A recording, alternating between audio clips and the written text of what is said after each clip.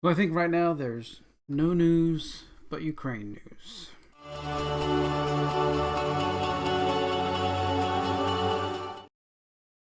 Hey, this is Tom with Tom's Talk Show. I think if you check Twitter, I think most of it's going to be about Ukraine, what's going on with Ukraine. So I was just going to go through some of it and just look what's going on. Anonymous hackers launched a cyber war against Russia and take down government websites. Now, I was reading a story also that was one of the things that was on the table that was given to Vice President Biden, that he could do cyber warfare, but do it through proxy through other people. Is this part of that?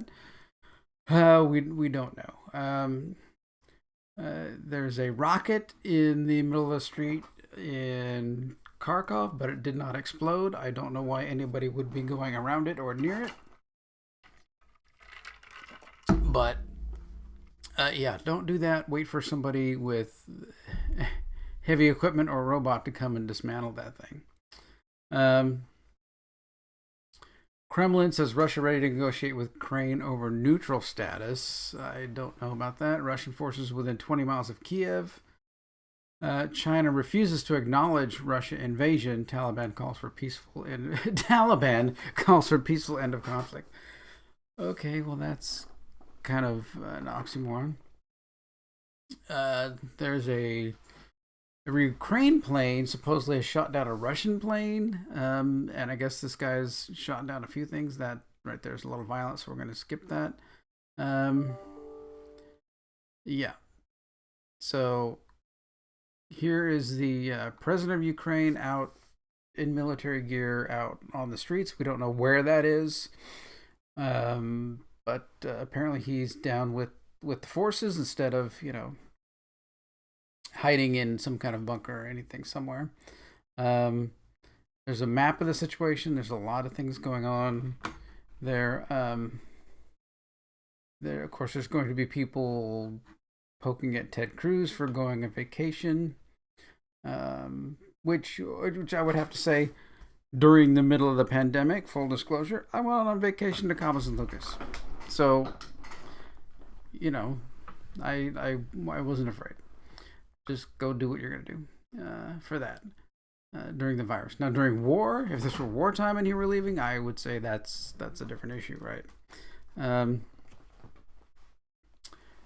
Here we are, people, Ukrainians making Molotov cocktails, okay? So there's somebody saving their cats and dogs. Here's a good one. Countries showing support for Ukraine. Everybody. Countries actually fighting with Ukraine. Nobody. Another shot of the president there. We'll skip over that. So there's Russia, not Russia. So that's, which of course is Ukraine. There's here we go. This is amazing right here, which I knew it was going to happen when I made my last video about people. They said 18 to 60 come and serve in the Ukrainian forces. 80-year-old man came today to join the Ukrainian army. He told that he is doing this for his grandkids. I knew that would happen. I knew that I knew that people of all ages and everything would come forth and fight for their country. There's Russian tanks coming in, rolling over cars. That's not good. There's also reports of, let's see if I can get down here to this one spot. I don't want to show that. There was a spot where it was showing uniforms. Oh, this is also good. The president of Ukraine requesting give immediate support of troops and membership to NATO. USA right now just kind of, here's some sanctions that do absolutely nothing. So there is a spot where they showed an image of some uniforms that are on the ground because some of the here we go. Uniforms shows evidence of Russian soldiers giving up the fight on day one after taking their uniforms and fleeing. This is Putin's war, not Russia's war. So I have also heard that some of the soldiers are giving themselves up and turning themselves in, saying, we just thought we were going to get, do some information gathering, not, killing people. There are also protests in Russia about, not wanting to do this. There was a report also that I saw, story about a family who'd gone over there to adopt a child, and they got caught in the whole thing. I think they finally got out, but also Ukraine says that levels of radiation around Chernobyl are increasing after it was captured by Russians. Now, levels of radiation in Chernobyl do go up and down depending on what's going on. I was seeing a report, watched a video like several months ago saying that levels were going up a little bit, and they were finding different ways to treat it and put something on it, new chemicals or whatever, something that they had found to try and get the levels down. Now maybe the tanks rumbling the ground, moving the ground, and all that stuff is what they're saying. Maybe kicking up dust in the area, which is also would increase the radiation in the area. We don't know. So that could be real, not real. Radioactivity on Chernobyl has increased further. Today we're measuring elevated levels, not only at the fuel pool of 93,000, yesterday was 6,500, but also wider area, 34,000, yesterday was 2,300. So is this happening because of that? Well, it could be. So we'll just have to keep watch on it and worry about the people that are going in there and what health risks it's going to do to the population near there. That's can be alarming.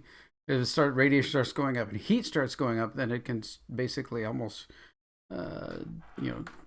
start things burning again. They need to keep the people. That's the problem. If they take over Chernobyl and don't allow the people who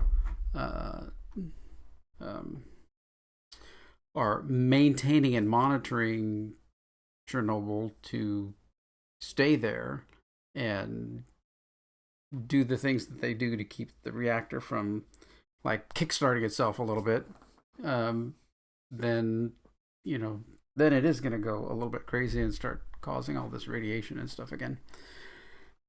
So lots of things going on, lots of families. These things are just heartbreaking. Men going off. Another, hearing stories of Ukrainian soldiers, leaving their wives and children and going off, not knowing whether they're going to be able to come back, not knowing whether they're going to survive and come back. And there's, I don't know what the Ukraine death toll is right now. Dozens killed here. It says it's on the rise. I don't like it at all. They're not giving me any kind of number, but it was 50 or 60 the other day, and 40. Here says 40 soldiers dead. 10 civilians have been killed. I know it's higher than that.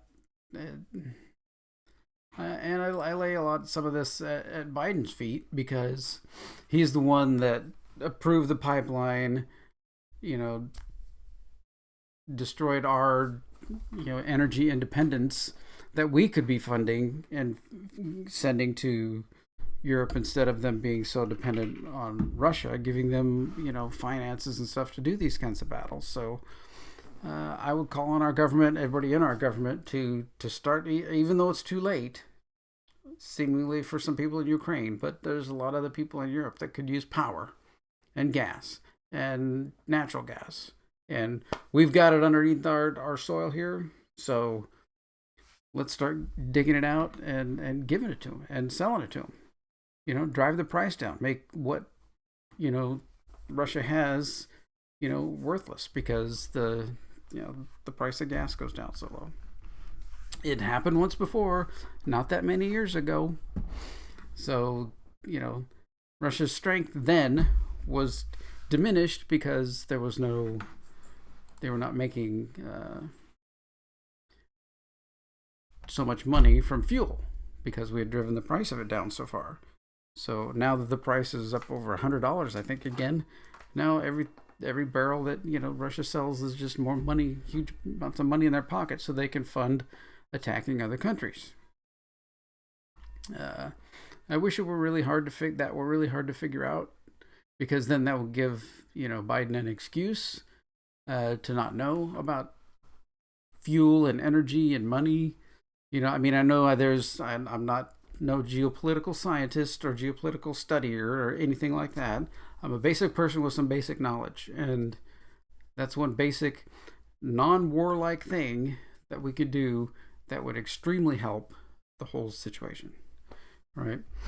I think even the announcement that we're opening up everything in the United States would drop fuel prices. Just announce it, right? Say the moratorium on drilling on these lands is going to be lifted for, you know, 5 years, and then it'll be reevaluated in 5 years.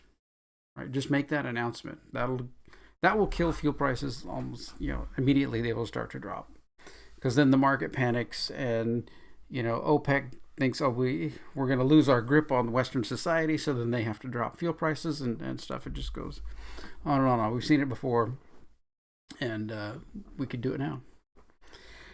All right, so we last night, of course, dinner time, our prayers before dinner and after and stuff. We've been praying for Ukraine and all the people of Ukraine, and for the Russian soldiers that they're doing this, that don't know, you know, what's going on and what's happening. Really, they're just trying to follow orders and maybe don't understand.